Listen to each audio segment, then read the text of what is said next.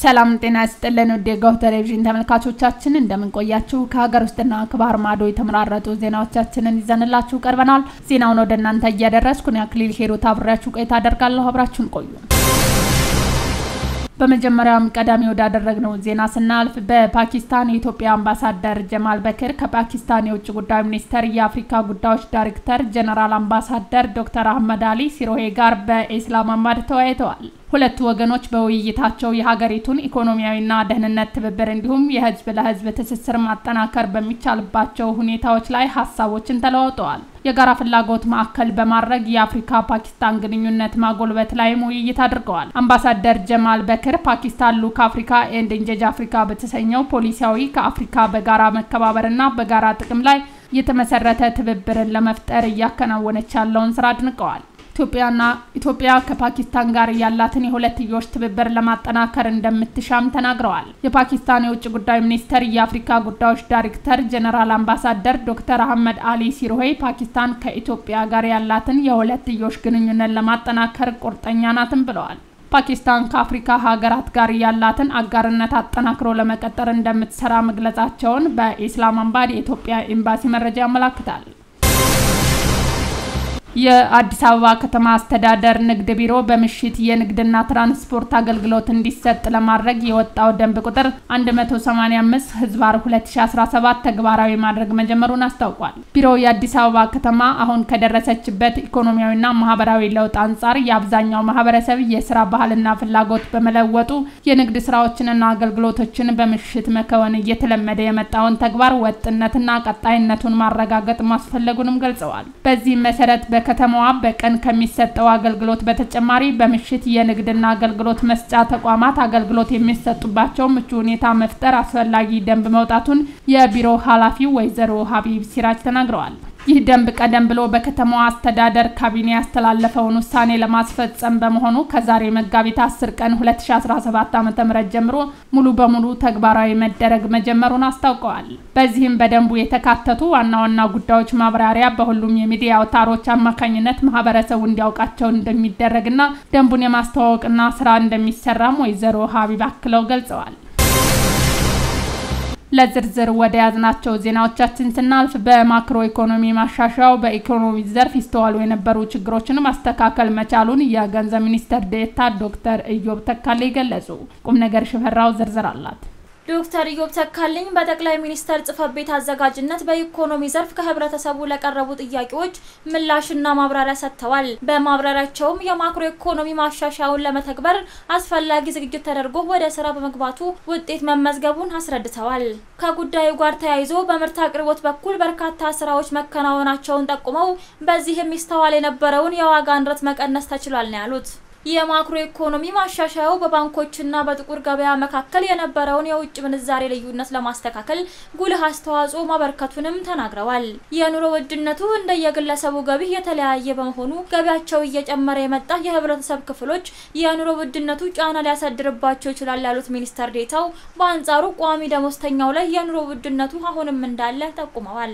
ችግሩን ለማስተካከል የደሞዝ ማሻሻያ መደረጉን አስታውሰው ይሁን እንጂ በዚህ ረገድ አሁንም ሊሻሻሉ የሚገባቸው ጉዳዮች መኖራቸውን ጠቅሰዋል የማክሮ ኢኮኖሚ ማሻሻያው ስኬታማ መሆን የገለጹት ሚኒስትር ዴኤታው ይህን አጠንክሮ ለማስቀጠል በትኩረትና በትብብር መስራት እንደሚገባም አስገንዝበዋል በመንግስት በኩል ምንም አይነት የግብር ጭማሪ ያለመደረጉን ጠቅሰው የህብረተሰቡን የኑሮ ጫና ለማቅለል መንግስት ለነዳጅ 70 ቢሊዮን ብር በጀት በመመደብ ድጎማ እያደረገ መሆኑን አስረድተዋል በኢትዮጵያ ያለው ድህነትን ለመቀነስ የመንግስትና የህብረተሰብ ርብርብ አስፈላጊ መሆኑንም ዶክተር ኢዮብ ተካልኝ አንጾ ሰጥተዋል የጤና ሚኒስትር ዶክተር መቅደስ ዳባ በጠቅላይ ሚኒስትር ጽሕፈት ቤት አዘጋጅነት በጤናው ዘርፍ ከህብረተሰቡ ለቀረቡ ጥያቄዎች ምላሽና ማብራሪያ ሰጥተዋል በማብራሪያቸውም አሁን ላይ በኢትዮጵያ መካከለና አክሞ ማዳንና ፖሊስ ላይ የተመሰረተ ሁሉን አቀፍ የጤና አገልግሎት እየተሰጠ መሆኑን ተናግረዋል ብሌን ተሾመ ተጨማሪ አላት የጤና ስርዓቱን በቴክኖሎጂ በመታገዝ ይበልጥ ተደራሽ ለማድረግ በትኩረት እየተሰራ መሆኑን የጤና ሚኒስትሯ ዶክተር መቅደስ ዳባ አስታውቀዋል። የጤና ሚኒስትሯ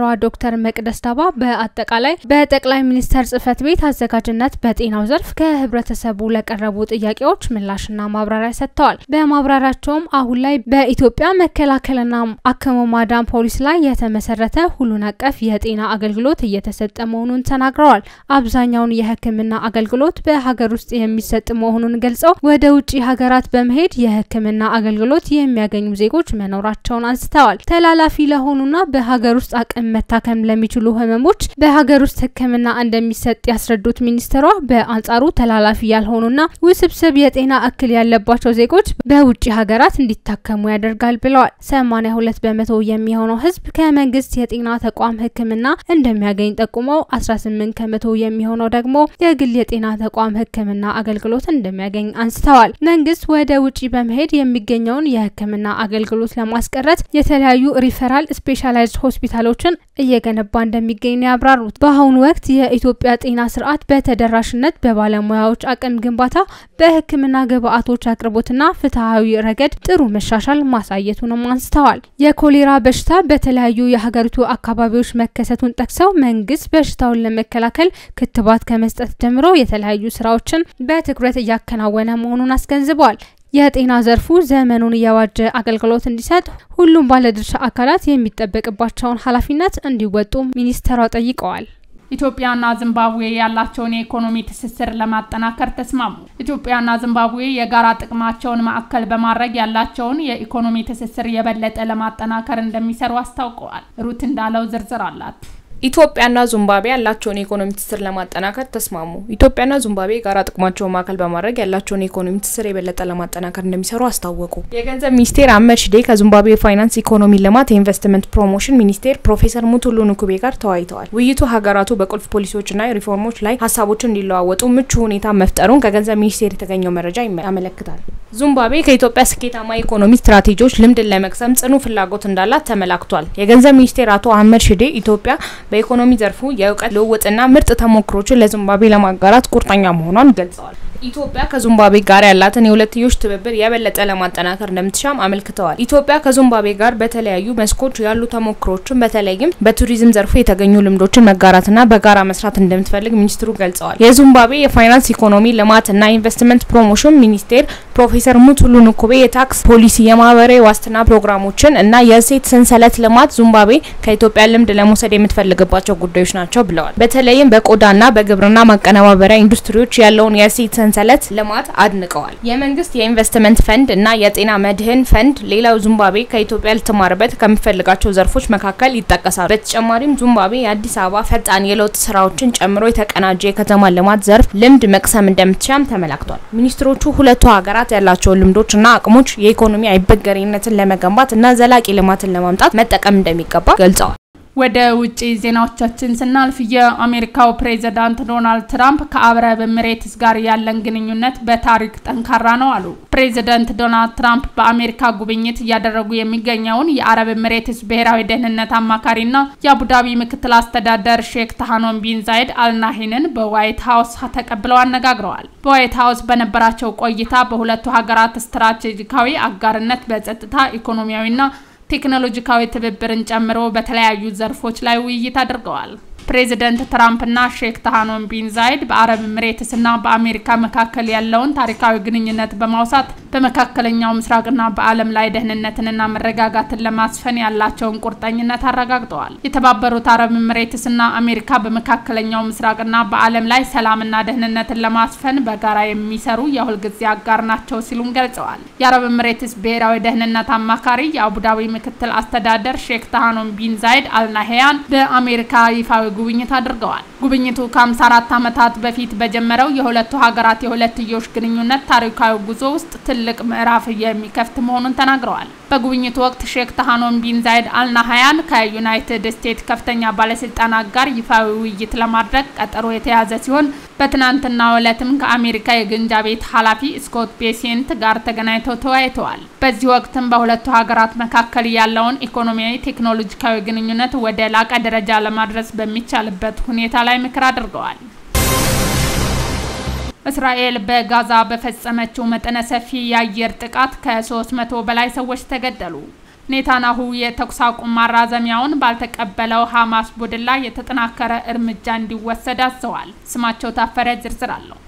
እስራኤል በጋዛ በፈጸመችው መጠነ ሰፊ የአየር ጥቃት ከ300 በላይ ሰዎች ተገደሉ። ሐማስ እስራኤል የጀመረችውን ድብደባ በታጋቾች ላይ የሞት ፍርድ እንደማሳለፍ ይቆጠራልን ብላለች። እስራኤል በጋዛ ከሁለት ወራት ወዲህ ከፍተኛ የቦምብ ጥቃት በመፈጸሟ በጥቂቱ ከ330 ሰዎች በላይ ህይወት ማለፉም ተነግሯል። የጋዛ የጤና ሚኒስቴር እንዳስታወቀው የእስራኤል ጦር በጋዛ ሰሜናዊና ደቡባዊ ክፍል ከ200 በላይ የአየር ጥቃቶችን ፈጽሟል። በጥቃቱ ህይወታቸው ካለፉት ውስጥም ከ50 በላይ ህጻናትና 28 ሴቶች እንደሚገኙበት ተገልጿል። የተፈናቀሉ ሰዎች የሚኖሩባቸው ድንኳኖችና ቤቶች ላይ ኢላማ ያደረገ ጥቃቶች ሴቶች ህጻናትና አዛውንቶችን ጨምሮ ከ250 በላይ ሰዎች መቁሰላቸው ነው የተነገረው። የእስራኤል ጦርና የሀገር ውስጥ የደህንነት ተቋም ሽን ቤት በጋራ ባወጡት መግለጫ ጠቅላይ ሚኒስትር ቤንያሚን ኔታንያሁ በሰጡት ትዕዛዝ መሰረት በሐማስ ይዞታዎች ላይ መጠነ ሰፊ ጥቃት መከፈቱንም ጠቁመዋል። ኔታንያሁ ሐማስ የተኩስ አቁም ስምምነት ለማራዘምና ታጋቾችን ለመልቀቅ ፈቃደኛ ባለመሆኑ የእስራኤል ጦር የአየር ጥቃት እንዲፈጽም አዘዋል። በቀጣይም የምድር ውጊያ ሊጀመር ይችላልም ተብሏል። የመከላከያ ሚኒስትሩ እስራኤል ካትዝም ሐማስ ታጋቾቹን የማይለቅ ከሆነ በጋዛ የሚወሰደው እርምጃ አድማሱን እያሰፋ እንደሚሄድም ተናግረዋል። የፍልስጤሙ ሐማስ በበኩሉ የእስራኤል የቦምብ ድብደባ በታጋቾች ላይ የሞት ፍርድ እንደማሳለፍ ይቆጠራልም ብለዋል። እስራኤልና ሐማስ ከሁለት ሳምንታት በፊት በተጠናቀቀው የመጀመሪያው ምዕራፍ ተኩስ አቁም ለ42 ቀናት እንዲራዘም ምክረ ሀሳብ ያቀረበችው አሜሪካ በጋዛ ዳግም ለተጀመረው የአየር ጥቃት ድጋፍ ትሰጣለችም ተብሏል። እስራኤል ከሁለት ሳምንታት በፊት ወደ ጋዛ ሰብአዊ ድጋፍ እንዳይገባ በማገድና የኤሌክትሪክ ኃይል ስርጭት ሙሉ በሙሉ በማቋረጥም በሐማስ ላይ ጫና ማሳደር ሞክራለች። ይሁን እንጂ ሐማስ በአሜሪካ የመካከለኛው ምስራቅ ልዩ መልእክት ስቲቭ ዋትኮፍ የቀረበውን የተኩስ አቁም ማራዘሚያ እስራኤል ጦሯን ከጋዛ እንድታስወጣ የሚጠይቅ ሁለተኛው ምዕራፍ ላለመቀበል የተደረገ ነው በሚል ውድቅ እንዳደረጉም ይታወሳል። ውድ ተመልካቾቻችን ለዛሬ ያዘጋጀንላችሁ ዜናዎቻችን እነዚህን ይመስሉ ነበር። አብራችሁን ስለነበራችሁ ከልብ እናመሰግናለን። በያላችሁበት ሰላም